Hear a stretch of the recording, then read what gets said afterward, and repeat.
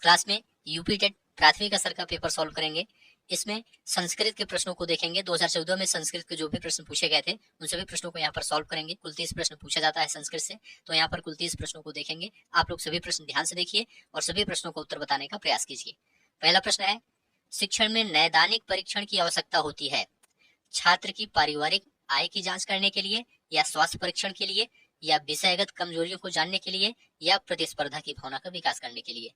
देखिए दोस्तों, नैदानिक परीक्षण की आवश्यकता शिक्षण में परिवार की आय जांचने के लिए नहीं होता है, ना ही स्वास्थ्य परीक्षण के लिए होता है और ना ही प्रतिस्पर्धा की भावना के लिए होता है। शिक्षण में जो नैदानिक परीक्षण होता है ये छात्र की विषयगत कमजोरियों को जानने के लिए किया जाता है। तो यहाँ पर सी ऑप्शन आपका राइट आंसर हो जाएगा। कक्षा शिक्षण में सबसे आवश्यक शिक्षण सामग्री कौन सी है?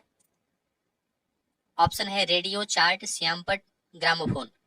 देखिए दोस्तों, यहाँ पर श्यामपट आपका राइट आंसर हो जाएगा, सी ऑप्शन।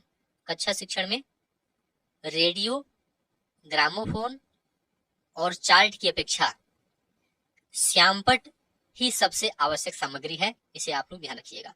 सी ऑप्शन आपका राइट आंसर हो जाएगा। अगला प्रश्न है, लेखन शिक्षण में प्रतिलेख का तात्पर्य है। प्रतिलेख का क्या तात्पर्य है लेखन शिक्षण में? देखिए दोस्तों, राइट आंसर हो जाएगा पुस्तक से कुछ अंश को देखकर लिखना। प्रतिलेख का तात्पर्य क्या है? पुस्तक से कुछ अंश को देखकर लिखना। प्रतिलेख का अर्थ होता है लिखी हुई चीज को ज्यों का त्यों नकल उतार कर लिखना। तो यहाँ पर पहला ऑप्शन आपका राइट आंसर हो जाएगा। छंदोबद्धता होती है, किसमें होती है? यहाँ पर छंदोबद्धता पूछा गया है। एक छंदोमुक्तता पूछा जाता है या छंदोमुक्त पूछा जाता है। तो यहाँ पर छंदोबद्धता किसमें होती है? पद्य पाठों में होती है, इसे आप लोग याद रखिएगा। पद्य पाठों में होती है।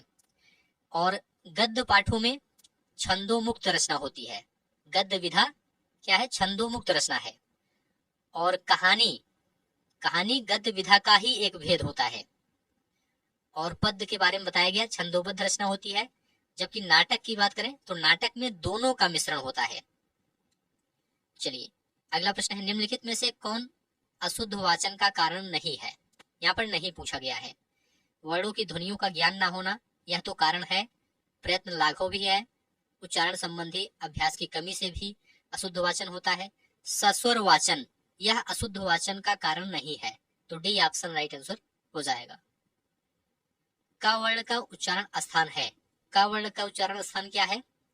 देखिए दोस्तों, अकुह विसर्जनीयानाम कंठा, अर्थात आ, का वर्ग, का, ख, ग, घ, ग, हा और विसर्ग का उच्चारण स्थान कंठ है। तो यहाँ पर कंठ आपका राइट आंसर हो जाएगा, सी ऑप्शन। इसके अलावा री टू रसाणाम मूर्धा, अर्थात री, टा वर्ग, टा, ठा, डा, ढा, डा, रा और शा का उच्चारण स्थान क्या है? मूर्धा है। इसे भी आप लोग ध्यान रखिएगा। इक्ष्वाकु वंशी राजाओं का निरूपण प्राप्त होता है, किसमें प्राप्त होता है? रघुवंशम में, याद रखिएगा, बी ऑप्शन। इक्ष्वाकु सूर्यवंशी राजाओं में पहले राजा थे। इस वंश को इक्ष्वाकु वंश भी कहा जाता है। ठीक है, तो यहाँ पर रघुवंशम आपका राइट आंसर हो जाएगा। महाकवि कालिदास ने अपने महाकाव्य रघुवंशम में इस वंश की वंशावली प्रस्तुत की है, जिसके अंतर्गत राजा दिलीप और बाद में भगवान राम भी आते हैं। तो इन सब के बारे में आप लोग ध्यान रखिएगा। यहाँ पर बी ऑप्शन राइट आंसर हो जाएगा। अष्टाध्यायी ग्रंथ संबंधित है, किससे संबंधित है? आप लोग जल्दी से बताइए।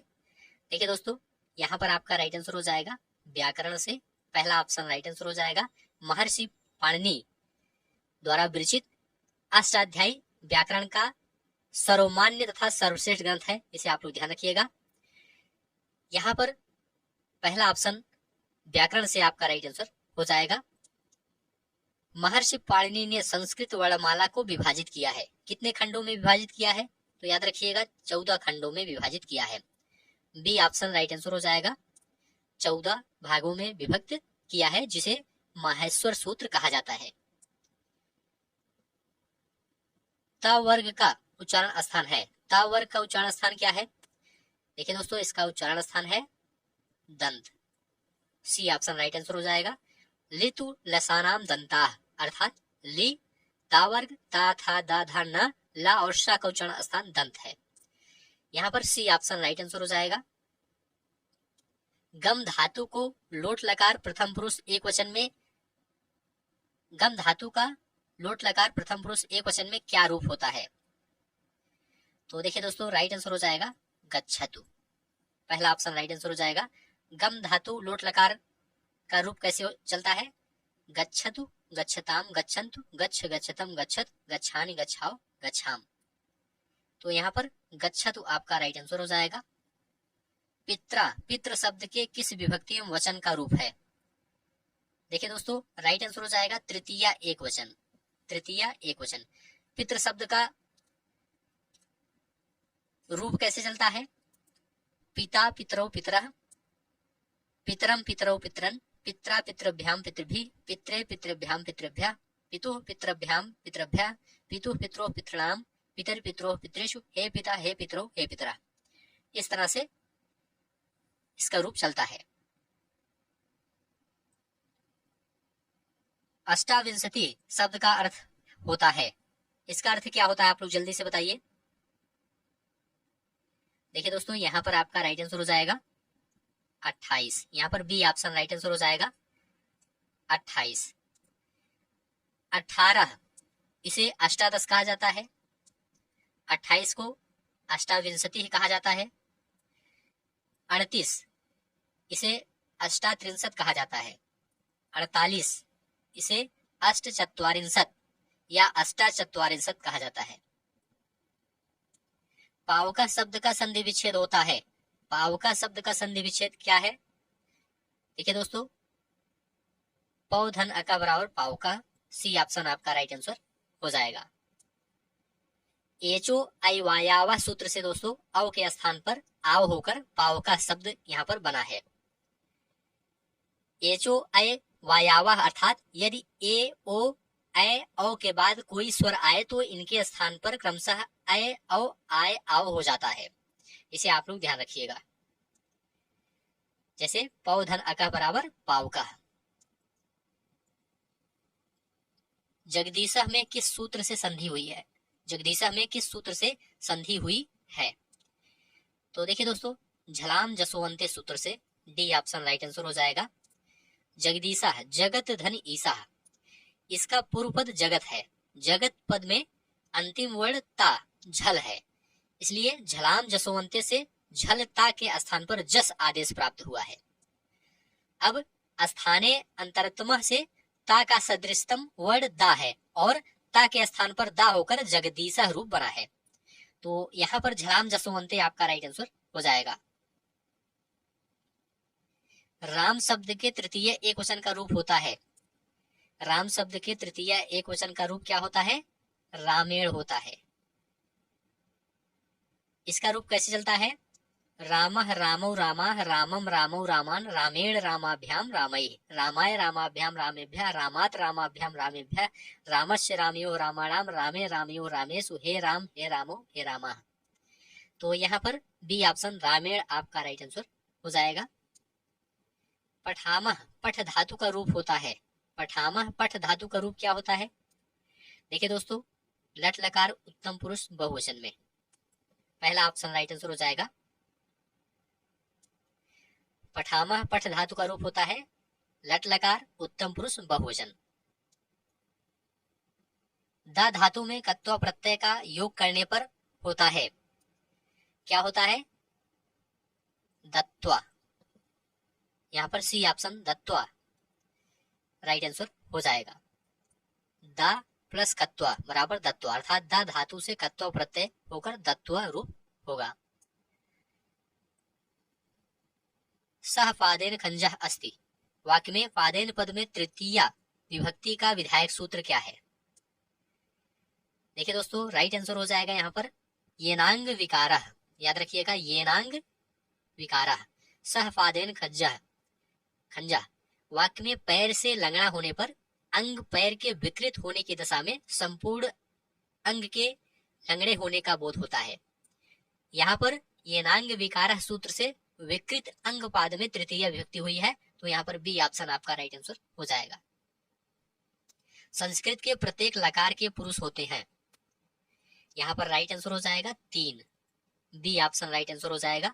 संस्कृत में प्रत्येक लकार में 3 पुरुष होते हैं, प्रथम पुरुष, मध्यम पुरुष और उत्तम पुरुष। संस्कृत में भविष्य काल के लिए प्रयोग किया जाता है। कौन सा लकार प्रयोग किया जाता है भविष्य काल के लिए, भविष्य काल के लिए? तो देखिए दोस्तों, यहाँ पर राइट आंसर हो जाएगा लिट लकार। याद रखिएगा, लिट लकार। लट लकार जो होता है वर्तमान काल के लिए प्रयोग किया जाता है। लोट लकार आज्ञार्थक के रूप में प्रयोग किया जाता है। लिट लकार भविष्य काल के लिए।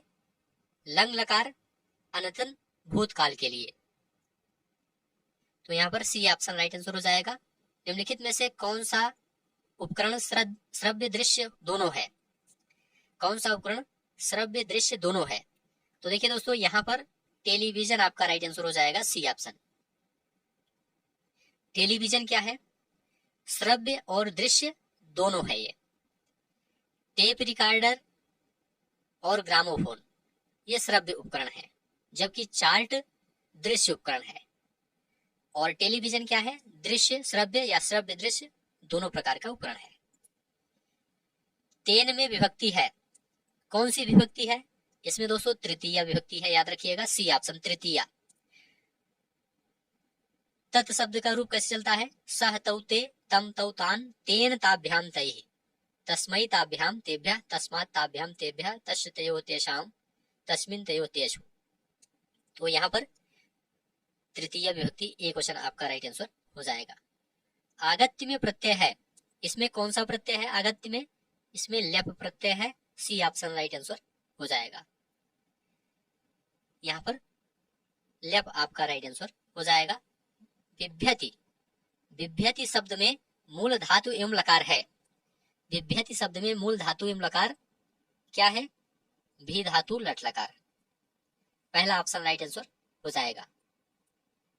भी धातु लट लकार, पहला ऑप्शन राइट आंसर हो जाएगा। भारतीय भाषाओं की जननी है, ऑप्शन है हिंदी, संस्कृत, द्रविड़, पंजाबी। तो देखिए दोस्तों, यहाँ पर संस्कृत आपका राइट आंसर हो जाएगा, बी ऑप्शन। यहाँ पर संस्कृत आपका राइट आंसर हो जाएगा। सबसे प्राचीन वेद है, ये सभी प्रश्न 2014 में पूछे गए हैं संस्कृत विषय के अंतर्गत। सभी प्रश्न ध्यान से देखते हुए चलिए। सबसे प्राचीन वेद कौन सा है? ऋग्वेद है, पहला ऑप्शन ऋग्वेद आपका राइट आंसर हो जाएगा। सत्री प्रत्ययुक्त पद है, सत्री प्रत्ययुक्त पद है, ऑप्शन है कथितः, कर्तुम, पठन, पठित्वा। देखिए दोस्तों, यहाँ पर राइट आंसर हो जाएगा पठन। यहाँ पर सी ऑप्शन आपका राइट आंसर हो जाएगा। सरित्री प्रत्ययुक्त पद कौन सा है? पठन है। ठीक है, तो सी ऑप्शन राइट आंसर हो जाएगा। समुद्र शब्द का पर्यायवाची शब्द होता है, समुद्र शब्द का पर्यायवाची शब्द क्या है? तो रत्नाकर आपका राइट आंसर हो जाएगा, सी ऑप्शन। समुद्र का पर्यायवाची क्या है? रत्नाकर है। जबकि निशिचर यह दोस्तों राक्षस के लिए है, दिनकर सूर्य के लिए है, और सुधाकर चंद्रमा के लिए प्रयुक्त होने वाला शब्द है। तो यहाँ पर सी ऑप्शन रत्नाकर आपका राइट आंसर हो जाएगा। अगला प्रश्न है, भूत बलिह पद में कौन सा समास है? भूत बलिह पद में कौन सा समास है? तो देखिए दोस्तों, यहाँ पर राइट आंसर हो जाएगा तत्पुरुष समास है, बी ऑप्शन। भूतेभ्यः बलिह, भूत बलिह। यहाँ पर भूत शब्द चतुर्थी विभक्ति में है तथा उत्तर पद बलिह प्रधान है, इसलिए यहाँ पर चतुर्थी तत्पुरुष समास है। ठीक है, तो यहाँ पर बी ऑप्शन आपका राइट आंसर हो जाएगा। तो ठीक है दोस्तों, आज की इस क्लास को यहीं पर समाप्त करते हैं। आप लोग कमेंट करके बताइए यहाँ पर कितना स्कोर आपका सही हुआ है। उम्मीद है यह क्लास आपको अच्छा लगा है। अच्छा लगा है तो चैनल को सब्सक्राइब कीजिए, दोस्तों शेयर कीजिए और कमेंट में लिखकर जरूर बताइए। धन्यवाद।